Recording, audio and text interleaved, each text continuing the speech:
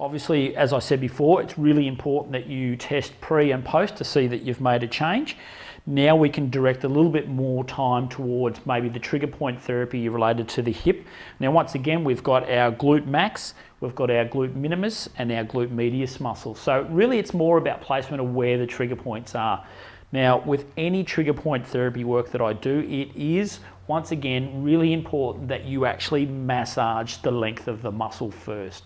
So the sequence will run like this. If we're looking at just massaging the gluteus medius muscle, okay, then what we're going to do is that we're going to massage the bulk of the muscle, okay, so which will be a very broad, long sweep, okay. Now, I don't mind if you work longitudinally, or you work transversely, or you work obliquely. Maybe a combination of all of those. Once you do that, you will then get a fairly good idea of where the irritability is in relation to the muscle itself.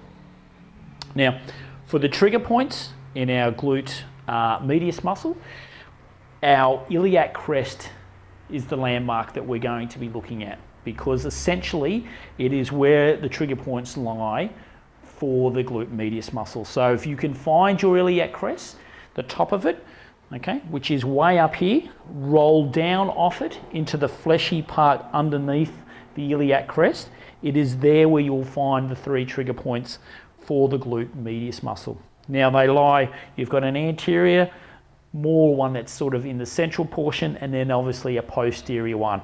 And they all refer in different areas. So the idea is that you would do your broad searching strokes, okay? Give the client plenty of time to accept your pressure. Understand this is the areas that you're going to work with. And then you can do what I class as your treatment strokes, which are basically going to be your short, specific strokes to the trigger points.